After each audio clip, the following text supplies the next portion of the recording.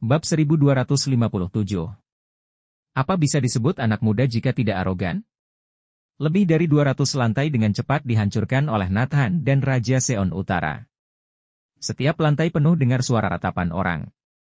Sebagian besar dari mereka adalah master tingkat dewa.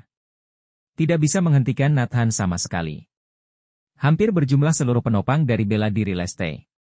Semua penopang turun tangan, namun tidak bisa menghentikan dia semenit pun. Terlalu kuat. Keduanya menekan bela diri Leste dan mengajarnya. Tersisa satu lantai terakhir untuk mencapai puncak menara matahari. 6 orang tiba-tiba muncul di depan mereka. Kartu truf Tontokuma, 6 Master Mahaguru. Dia tidak akan pernah menggunakan 6 orang ini jika tidak dalam keadaan genting. Nathan Clark, kamu akan mati di lantai ini. Keenam Master Mahaguru menatap Nathan dengan tegas. Raja Seon Utara menatap ke 6 orang itu dengan dingin. Paduka, serahkan mereka padaku. Oke. Nathan setuju dan melanjutkan ke puncak. 6 Master Mahaguru ingin menghentikan Nathan, tetapi mereka menjadi sasaran Raja Seon Utara. 7 orang dengan cepat bertarung di ruang kecil. Di puncak menara matahari, siluman pedang sedang duduk berlutut. Dengan mata tertutup. Tontokuma berdiri di sampingnya. Hari ini cuaca di Edo sangat buruk, diselimuti awan mendung. Terutama menara matahari, tertutup setengah oleh awan mendung. Di puncak, hanya terdengar suara desiran angin serta diselimuti awan dan kabut. Antara langit dan bumi, dipadati hawa dingin. Sebuah badai akan datang. Tep tep tep. Tiba-tiba, terdengar suara langkah kaki. Ekspresi Tontokuma berubah. Dia sudah datang. Segera, sosok berlumuran darah muncul. Duar, siluman pedang tiba-tiba membuka matanya, seperti ada petir yang bergemuruh di dalam. Gelombang udara yang menakutkan menyapu, membuat suara gemuruh. Tubuhnya berlumuran darah. Tapi Tontokuma mengamati untuk waktu yang lama dan menyadari tidak sedikit pun dari darah tersebut berasal dari Nathan. Mengerikan. Bertarung melawan lebih dari 100.000 orang, dia tidak terluka sama sekali. Selain itu, napas Nathan stabil dan langkahnya ringan. Dia sama sekali tidak terlihat seperti orang yang telah bertempur.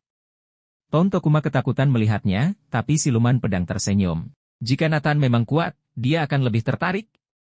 Kalau tidak, akan terlalu membosankan untuk membunuh orang yang lemah. Dia hidup dalam pengasingan selama 50 tahun, jika keluar untuk orang lemah terlalu menyia-nyiakan kekuatannya. Setelah Nathan tiba, dia melihat sekeliling dan berkata, "Bagus, kamu sudah memilih tempat mati untuk dirimu sendiri." Arogan. Siluman pedang mengangkat kepalanya dan menatap Nathan. Tontokuma terlihat santai. Nathan Clark, kamu sangat kuat. Jika bukan karena masalah sudut pandang, aku sangat ingin berteman baik denganmu. Apa kamu layak? Kamu lebih baik mati. Nathan tiba-tiba menunjuk ke arahnya. Aku tahu tekadmu untuk membunuhku. Tapi yang berdiri di depanmu adalah Mahaguru nomor 1 Pulau Lesteku, Raja Siluman Pedang. 50 tahun yang lalu, dengan kekuatannya seorang diri dia menaklukkan semua Mahaguru benua timur. Siapa yang berani menyinggungnya? Kamu tidak akan pernah bisa melampaui gunung tinggi ini. Tatapan mata Tontokuma tiba-tiba menajam. Nathan Clark, Mahaguru berusia 100 tahun yang akan membunuhmu, kamu akan mati terhormat. Kalau begitu aku tetap akan membunuhmu. Nathan tidak peduli sama sekali. Anak muda, kamu terlalu sombong. Dengan adanya aku di sini, apa kamu masih bisa membunuhnya? Siluman pedang bersuara. Nathan mencibir, apa masih disebut anak muda jika tidak arogan?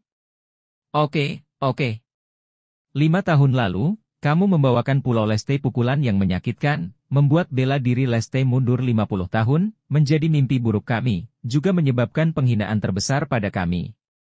Hari ini, aku, Nagakuni Kawada, akan memenggalmu atas nama bela diri Leste. Siluman pedang perlahan berdiri. Duar. Aura menakutkan di tubuhnya terpancar, menyebabkan suara angin dan guntur. Makin lama makin mengerikan. Anak muda, perhatikan baik-baik. Aku hanya cukup menghunus pedang 1 kali, kamu pasti mati. Bab 1258. Serangan yang menakutkan. Ketika Nagakuni Kawada mengucapkan kata-kata ini, nadanya datar, tanpa ada kesombongan sedikit pun. Seolah menjabarkan sebuah fakta. Begitu dia menghunus pedang, lawannya pasti mati. Ini bukan lagi kepercayaan diri pada kekuatannya, namun dia telah melampaui kepercayaan diri dan telah menjadi hal yang lumrah. Bahkan akan terjamin pasti terjadi. Asalkan dia mencabut pedangnya, Nathan pasti akan mati. Ton Tokuma juga percaya akan hal ini. Fakta itu terbukti sejak 50 tahun yang lalu. 50 tahun kemudian dia semakin kuat. Ah, benarkah? Nathan tertawa. Dia telah menyelesaikan metode latihan paling kuno yang menakjubkan, hanya Tuhan yang tahu seberapa kuat dia sekarang. Pertempuran puncak antara keduanya dimulai. Tiba-tiba seluruh momentum naga kuni Kawada berubah.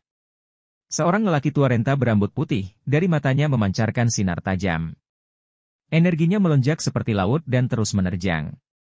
Aura di tubuhnya terus meningkat seperti ombak. Meningkat. Terus meningkat tinggi. Wos! Wos!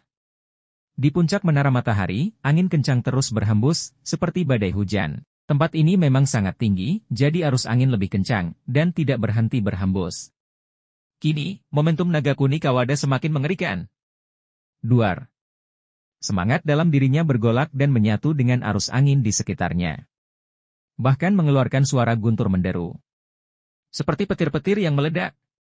Orang biasa seperti Ton Tokuma yang berdiri dekat dengan ledakan guntur, mulutnya menyemburkan darah segar. Krak! Krak! Duar. Yang lebih menakutkan lagi adalah langit di atas seluruh kota Edo juga bergemuruh, pertanda akan hujan lebat, tapi hanya ada suara guntur dan tidak ada kilat. Ini membuat semua orang sangat penasaran. Bagaimana mereka tahu bahwa itu bukanlah guntur? Hanya energi besar yang dipancarkan dari siluman pedang yang berdiri di puncak menara matahari. Tidak berlebihan jika Master Mahaguru berusia 100 tahun ini disebut dewa. Lagi pula, dia bisa membuat efek guntur. Ton Tokuma di puncak menara. Matahari segera menelan beberapa obat khusus untuk menstabilkan dirinya. Dia mengerti bahwa siluman pedang akan menyerang. Mengeluarkan dan menghunuskan pedang anehnya itu, orang pasti mati. Jeder. Tiba-tiba, sambaran kilat merah merobek langit di atas menara matahari. Sangat mencolok. Memancarkan sinar-sinar indah yang menggoda. Warna kilat itu seperti darah yang mengalir. Segera setelah kilat merah, terdengar gemuruh guntur. Rakyat kota Edo memandang ke langit. Hanya ada satu pikiran di benak setiap orang, kilat ini sangat aneh. Tapi mereka tidak tahu, itu bukanlah kilat, itu adalah pedang. 50 tahun kemudian, siluman pedang naga kuni Kawada lahir kembali. Begitu menghunuskan pedang akan mengguncang dunia. Dikombinasikan dengan lokasi geografis dan cuaca alam, sehingga menciptakan pemandangan yang mengejutkan. Puncak menara matahari. Saat siluman pedang menghunuskan pedangnya, langit yang gelap langsung cerah seperti siang hari. Cahaya merah aneh melintas di matanya.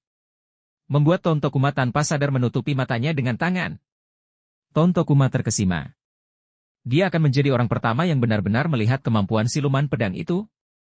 Nathan juga akan melihatnya, tapi dia akan langsung mati. Ini suatu kehormatan. Ton Tokuma sudah membayangkan adegan tragis kepala dan tubuh Nathan yang terpisah. Saat naga kuni Kawada mengeluarkan pedangnya, seketika dia muncul di hadapan Nathan. Pedang siluman merah di tangannya menebas. Kecepatannya sangat amat cepat. Dia merupakan lawan tercepat yang pernah ditemui Nathan sejauh ini. Tidak ada yang lain. Layak menjadi master berusia ratusan tahun. PFFTTT. Sebuah cipratan darah menyembur. Bersambung.